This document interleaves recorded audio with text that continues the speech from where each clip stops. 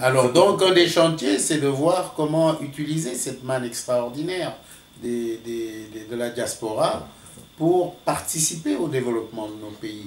Maintenant, comment nous allons le faire? Nous avons lancé l'idée, bien sûr, à la BRVM. Nous avons les techniciens qui sont en train de travailler là-dessus. Mais là également, c'est une affaire d'État. Nous, tout ce que nous pouvons, c'est susciter, demander aux États de lancer les obligations pour la diaspora et voir maintenant comment on peut intervenir pour canaliser toute cette épargne-là, tous ces investissements. Il y a un autre chantier que je souhaite en tout cas développer, c'est le compartiment des PME, les petites et moyennes entreprises. Parce que, bon, il faut être une grosse structure pour être coté à la bourse. Nous allons essayer de faire des grappes de petites et moyennes entreprises pour qu'ensemble, elles puissent être cotées. Il y a également que nous travaillons, et pour moi c'est très important, sur le compartiment des matières premières. Qu'est-ce qui se passe aujourd'hui? Vous avez des gens, on est au Canada, prenons cet exemple-là, j'ai rien contre. Vous avez des firmes canadiennes qui sont dans les mines, qui vont venir prendre des permis d'exploration avant l'exploitation. Ils vont prendre les permis, ils vont faire quelques trous, ils vont avoir quelques résultats, ils vont aller ici à Toronto, lever 4, 5, 6 milliards pour développer la mine.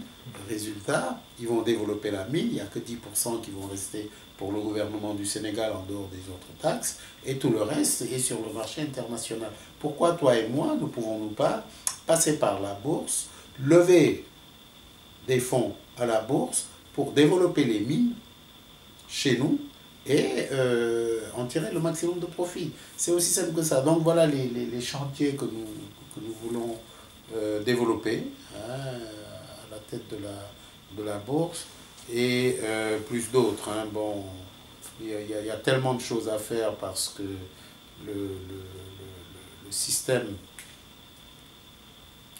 moderne de lever des fonds est d'une sophistication telle qu'il faut que nous soyons présents en tant que bourse pour pouvoir lever tous ces fonds-là et pas nous substituer aux banques.